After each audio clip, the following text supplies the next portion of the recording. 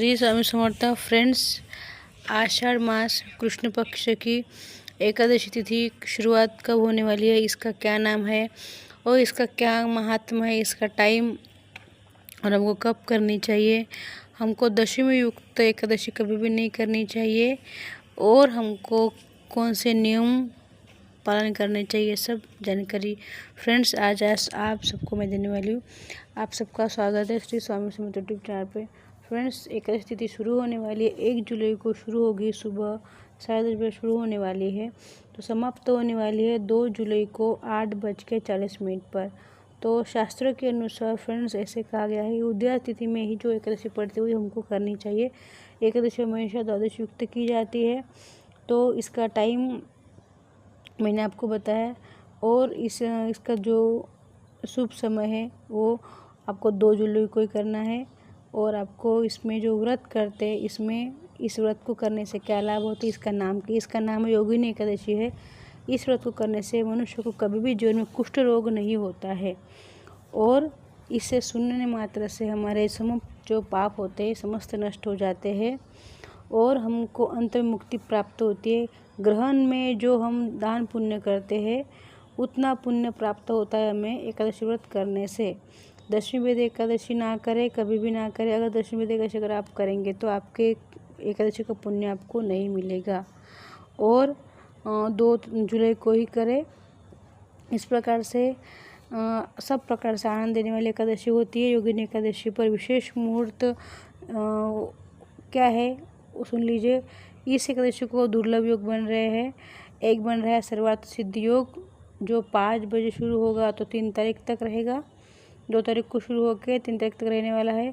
और दूसरा बन रहा है त्रिपुष्कर योग, तो ये वो भी 9 बजे शुरू होने वाला है, तो 3 तारीख तक रहेगा। 3 तारीख तक 9 बजे तक रहने वाला है, तो 3 जुलाई तक रहेगा। तो आप में इसमें ज़्यादा भगवान के भक्ति पूजन कीजिए और आपके एकादशी को तुलसी माला चढ़ाइए, श्री हरि विष्णु को भोग चढ़ाइए, मीठा भोग चढ़ाइए। शालिग्राम भगवान है, कृष्ण भगवान, जो भी आपके पास मूर्ति उपलब्ध हो उसको आप 21 पत्ती के तुलसी की माला चढ़ाइए। इसको वनमाला कहते हैं। भगवान इसे अति प्रसन्न होते हैं। कलावे में पिरोकर, कलावे में बांधकर आप भगवान को चढ़ाइए, पंचम स्नान कीजिए। और फ्रेंड्स, आपको इसको मैं और महत्व बताने जा रही हूँ, ध्यान सुनिए। एकादशी की महिमा का, एकादशी जो महिमा होती है, इसके उपवास की क्या महिमा है। इसमें जैसे कि हम द्वारका में, जैसे द्वारका का महिमा है, जैसे कि मास में कार्तिक, वनस्पति में तुलसी और उपवास में एकादशी, इसी प्रकार से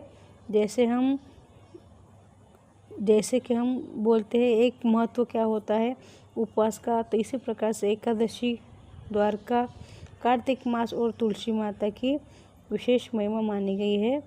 महीने में कार्तिक, उपवास में एकादशी और तीर्थ स्थान में द्वारिका, और ये विशेष माना गया है। तो इसी प्रकार से हम सबको ये एकादशी करने का जो पुण्य फल है, किसी की चुगली निंदा अगर हम करते हैं, इससे बड़ा कोई पाप नहीं है ऐसे कहते।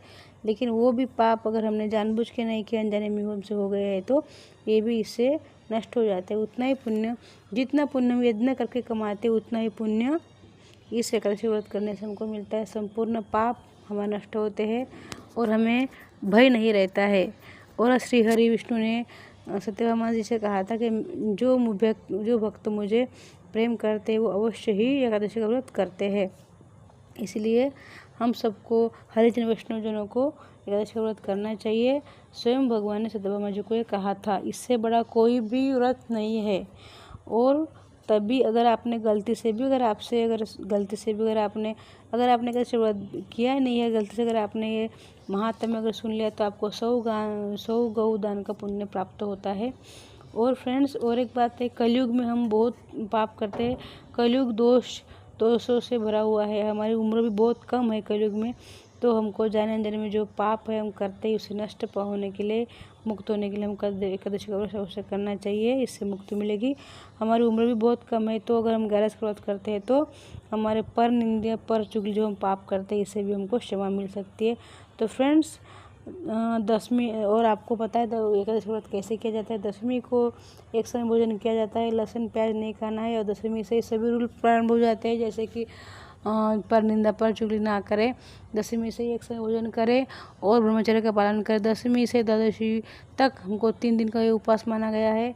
और एकादशी को भी हम अन्न ग्रहण नहीं करते और द्वादशी को भी एक समय भोजन करते, वो भी ब्राह्मण को भोजन दे के, या फिर हमने जो अन्न त्याग किया है वो अन्न का जो हम निकाल के रखते हैं ब्राह्मण के नाम से। अगर आपके पास में अगर ब्राह्मण भगवान नहीं आते तो आप आपके नाम का अन्न निकाल के रख दीजिए, या किसी भी गाय को या किसी को आप खिला सकते हैं। अगर ब्राह्मण नहीं मिल रहा है तो उसका आप ग्रहण कीजिए। आपको एकादशी के दिन शैया पे नहीं सोना है, आपको ज़मीन पे सोना है। उसी प्रकार साबुन नहीं लगाना है, ब्रश नहीं करना है। आपको जैसे हम ब्रश करते हैं दातुन से कर सकते हैं, दातुन अगले दिन तोड़ के रखिए। तुलसी माता एकादशी को द्वादशी को नहीं तोड़ी जाती है। ये सब नियम है, इनका सबको पालन करना पड़ता है। झूठ नहीं बोलना है, किसी की चुगली मत कीजिए। ये छोटे छोटे नियम होते हैं जो हमको पालन करने पड़ते हैं, जिससे हमको एकादशी का पूर्ण फल प्राप्त होता है। फ्रेंड्स, तो मैंने आपको बताया इसके महात्म क्या है। और ये उपवास 3 दिन का माना, अगर आप 3 दिन कर लेते हैं तो आपको एकादशी का पूर्ण फल प्राप्त होता है। फ्रेंड्स, तो अवश्य कीजिए। श्री हरि विष्णु को पंचामृत कीजिए, मीठे का भोग लगाइए। और नेक्स्ट वीडियो में आपको बताऊंगी इसका पारना कब करना। तब तक के लिए श्री स्वामी समर्थ।